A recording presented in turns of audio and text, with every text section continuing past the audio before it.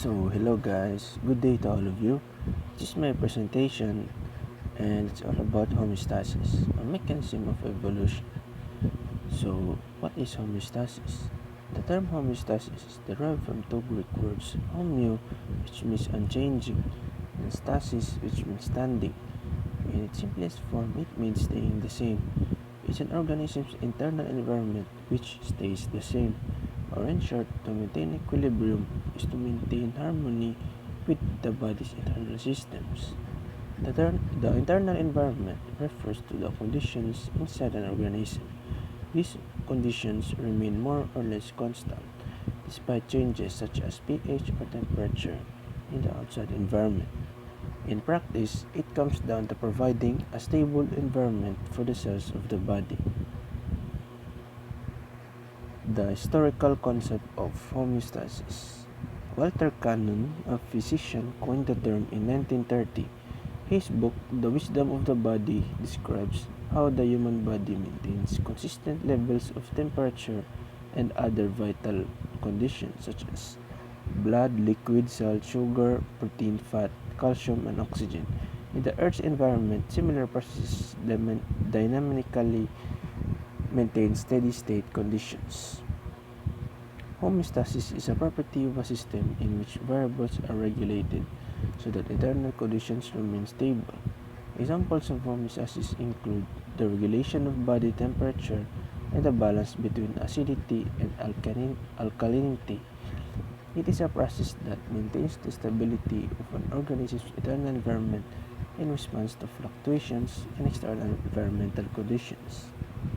Claude Bernard first described the processes of psychological control, physiologic control as the milieu interior of this book, an introduction to the study of experimental medicine.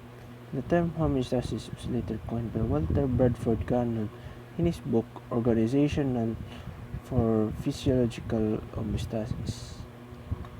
Wanting to prefer the more dynamic term homeostasis. The term homeostasis was originally used to refer to processes within living organisms, but is now frequently applied to autonomous control systems, ranging from cruise control to celestial bodies. Homeostasis requires a sensor to detect changes in the condition to be regulated, an effector mechanism that can vary that condition, and a negative feedback connection between the two. Every living organism depends on maintaining a complex set of interacting metabolic chemical reactions, from the simplest unicellular organisms to the most complex plants and animals. Every living organism's internal processes operate to keep their conditions within tightly regulated and controlled limits. Homeostatic processes act at the level of the cell, tissue, and organ, as well as the levels of the organism as a whole, referred to as allostasis. So, how does homeostasis work? First, high temperature will be detected by sensors, primarily nerve cells with endings in your skin and brain, and relate to a temperature regulatory control center in your brain.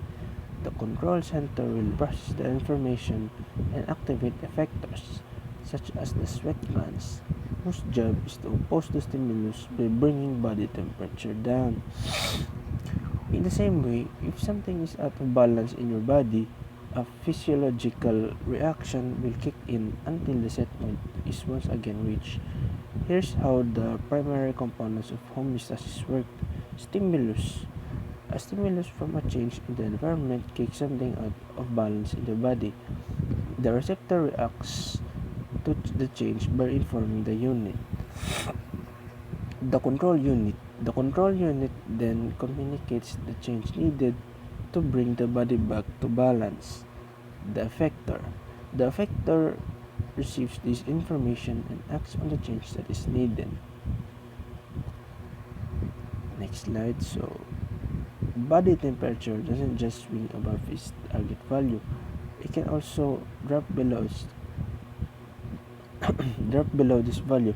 In general, homeostatic circuits usually involve at least two negative feedback loops. One is activated when a parameter like body temperature is above the set point and is designed to bring it down. One is activated when the parameter is below the set point and is designed to bring it back up. A negative feedback loop will work to decrease the effect of the stimulus, while a positive feedback loop will increase it. In homeostasis, negative feedback loops are most common, as the body is typically attempting to decrease the effect of the stimulus to get the body back to equilibrium. If you get both too warm or too cold, sensors in the periphery in the brain tell the temperature regulation center of your brain, the hypothalamus, that your temperature has strayed from its set point. For example, if you have been exercising too hard, your body temperature will rise above its set point, and you'll need to activate mechanisms to cool you down. Blood flow to your skin increases to speed up heat loss into your surroundings. You might also start sweating, so the evaporation of sweat from your skin can help you cool off. Heavy breathing can also increase your heat loss. So as you can see in this picture beside, homeostasis is like a cycle. When your body temperature falls, your blood vessels constrict so that heat is conserved. Shivering is the involuntary contracting response of your muscles to generate heat. The same can be said when your temperature rises. Blood vessels will dilate, which will result in heat loss. The sweat glands will then secrete fluid, and as the fluid evaporates, it cools your body and heat is lost.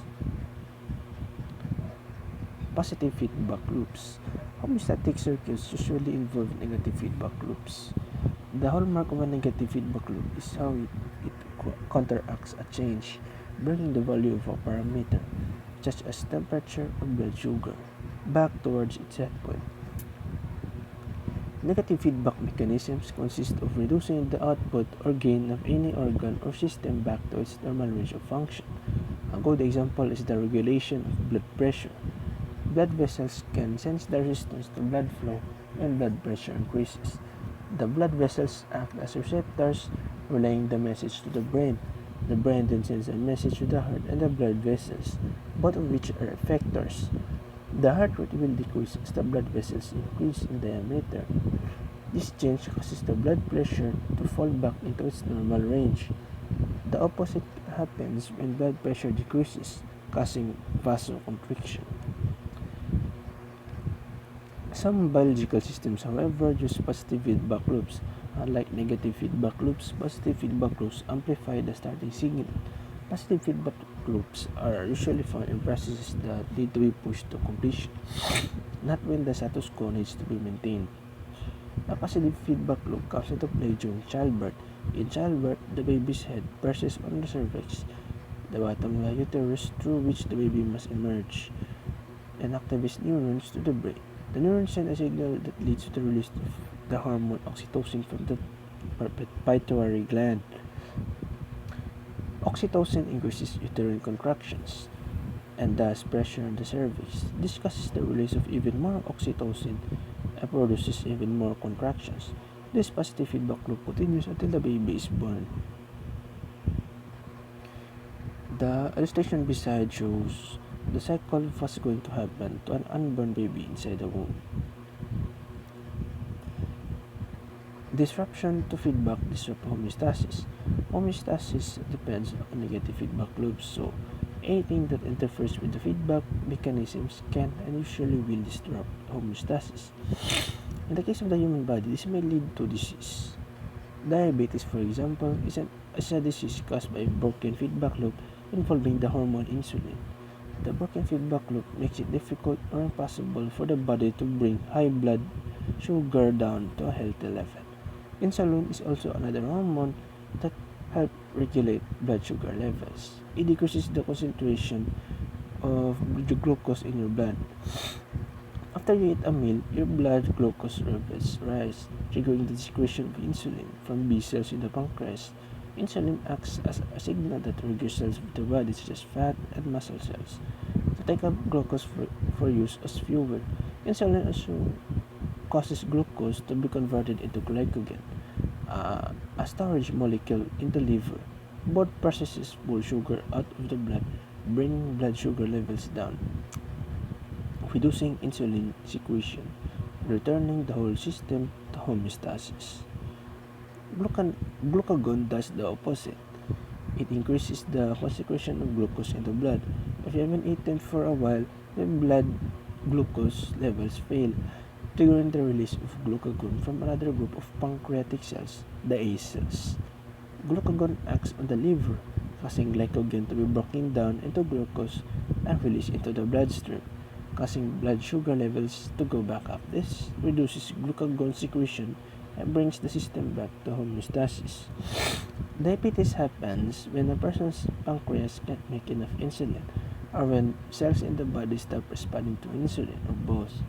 Under these conditions, body cells don't take up glucose readily, so blood sugar levels remain high for a long period of time after a meal. This is for two reasons. Muscle and fat cells don't get enough glucose or fuel. This can make people feel tired and even cause muscle or fat tissues to waste away. High blood sugar causes symptoms like increased urination, thirst, and even dehydration. Over time, it can lead to more serious complications. So that's it. Here are my references, and thank you for listening.